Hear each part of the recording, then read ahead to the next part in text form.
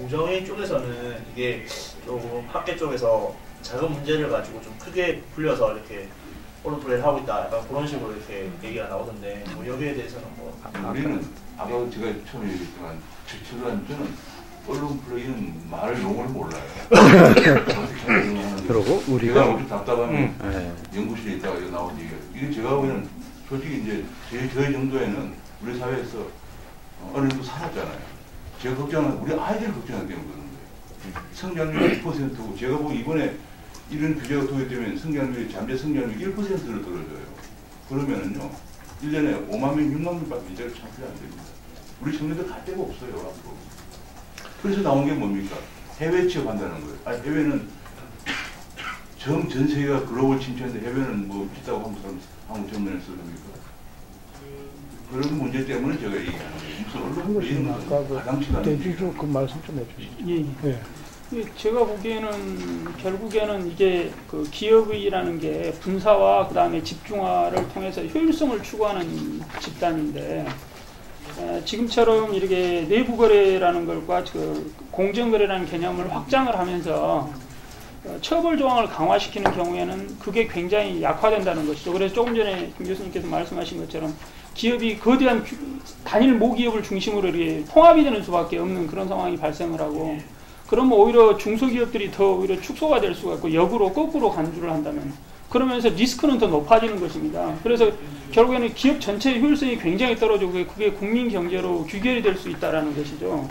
그래서 이게 제가 보기에는 결국 이런 문제를 처리를 할 때는 공정거래위원회가 맞을 수도 있다는 겁니다. 근데 문제는 뭐냐면은 그게 효과라는 걸 우리가 사전적으로 예단을 하기가 힘들다는 겁니다. 법이라는 것은 뭐냐면 사후적으로 고치는 쪽에 주로 포인트를 줘야 되는데 지금 이러한 법은 뭐냐면 사전적 규제적인 성격이 굉장히 강하기 때문에 기업의 효율성을 굉장히 떨어뜨릴 가능성이 높다라는 것이죠. 그래서 결과적으로 국민 경제에 굉장히 안 좋은 영향이 있을 수가 있으니까 이런 법을 만약에 제정을 해야 된다면은 그것은 상당히 기간 동안에 유예 기간을 두고 그 다음에 효과를 테스트하고 그런 상태에서 법이라는 게 조항이 서서히 도입되는 게 필요한 것이지, 예를 들자면 우리가 아주 지금 현 상황에서 굉장히 극단적인 우리가 문제에 노출돼 있다. 그러면서 그것의 해법이 지금 공정거래법이다 라면 물론 이 법을 제정을 할 수가 있는 것입니다. 근데 항상 그 효과라는 건 우리가 미리 예단을 하기 힘들기 때문에 이것은 상당히 많은 세미나를 한다든지 여러 검증을 거친 다음에 이런 조항이 도입되는 게 필요할 수가 있다는 것이죠. 그래서 지금 제가 보기에 지금 국회가 하는 거라든지 공정위가 추구하는 것은 너무 이게 속도가 빠르지 않냐.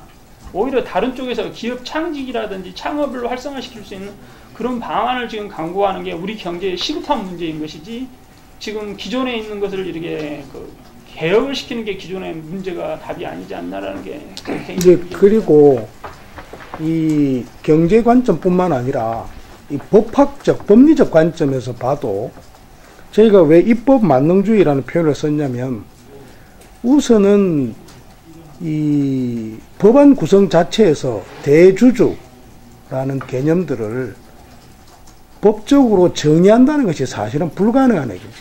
그런데 그걸 이제 정의를 해야 되겠죠. 이 법안이 성립이 되기 위해서는.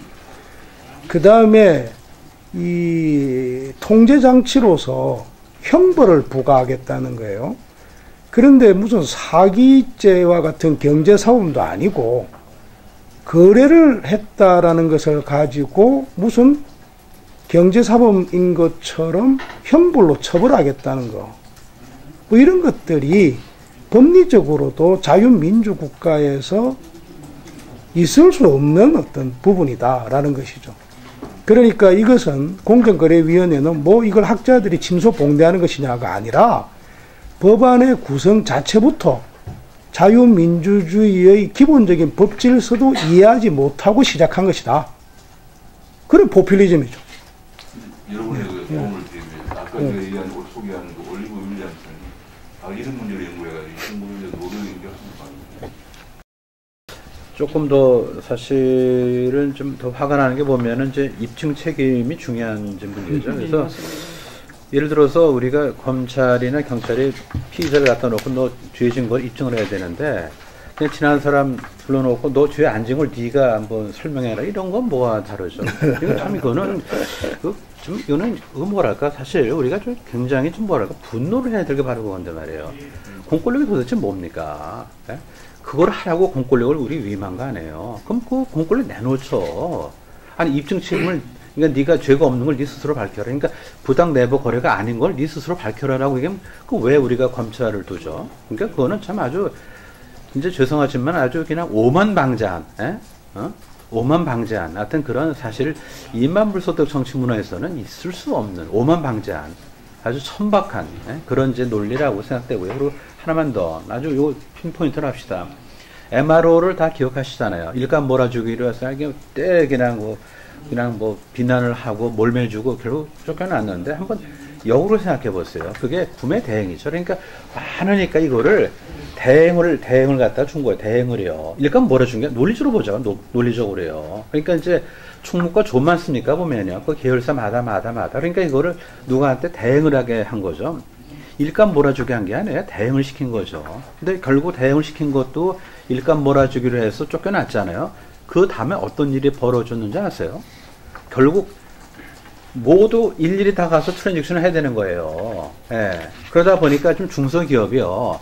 소모품을 갖다 예전보다 10% 이상 비싸게 사요, 지금요. 예. 그러니까 그거는 구매 대행을 왜 일감 몰아주기로 이렇게 아주 나쁜 어떤 거 아주 악의적으로 몰고 가는 거, 이렇게 하지 말자는 거죠. 그래서 우리 참 정치 수준은 참 어떻게 보면은 좀 죄송하지만은 국회의원들이라고 뭐 좀 통칭을 합시다. 좀 그 대우각성하셔야 돼요. 그러고 대한민국의 번영을 위해서 뭔가 좀 기여를 했는지 아니면 자신의 어떤 진짜 천박한 인기를 위해서 자신의 영혼과 대한민국 미래를 팔았는지 나중에 아마 분명히 그것이 제대로 평가될 겁니다. 그건 경고입니다. 경고. 그 관련해서 프라임민들 질문하면 징벌적 대상을 세배를 도입하면 우리나라 기업 대기업들이요.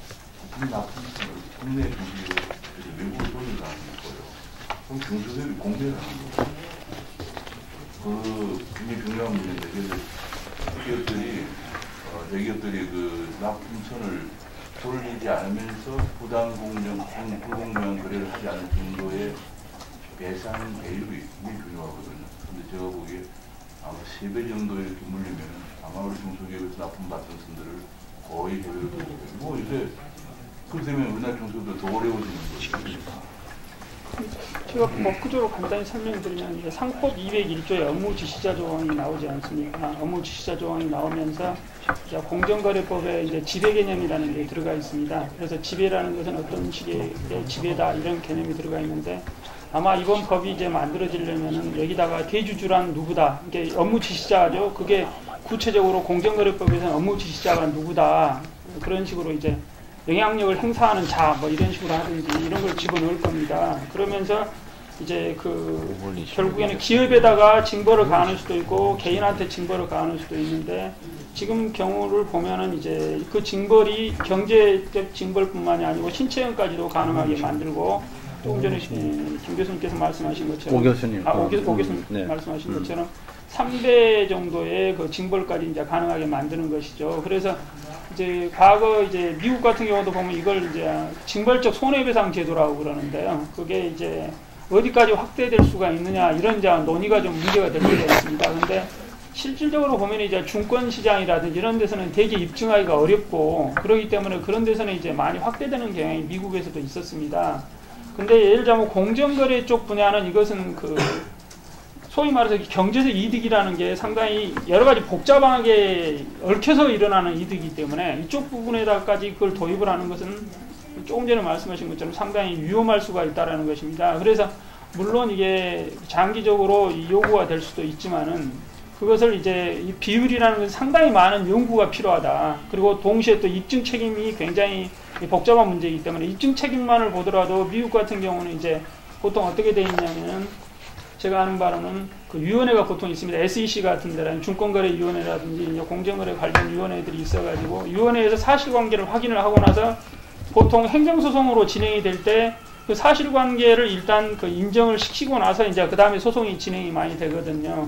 근데 이제 그때 이제 문제가 되는 게 그 소위 말해서 준사법기관인 그 공정거래위원회나 증권거래위원회와 그다음에 소위 말해서 이제 그 기업 간에 서로 그 논란이 이제 굉장히 크게 일어날 수가 있는 것입니다. 그러면서 이제 이게 재판부로 이제 넘어가는 것인데 그것에 관한 절차 같은 게 아주 정교하게 다듬어지지 않으면 이게 효과가 어떻게 될지 나타날지 알 수가 없다는 것입니다. 예, 한 교수님 하신 말씀도 많으시고 참 저희 교수님들이 하신 말씀 많으신데 저희가 곧 세미나를 또 계획하고 있으니까요. 그때 말씀 오늘 너무 많이 말씀하셨더니 세미나 때 하실 말씀이 있기 때문에 그때 발전이 안 돼.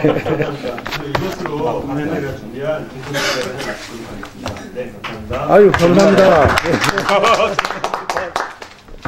아이고 이거.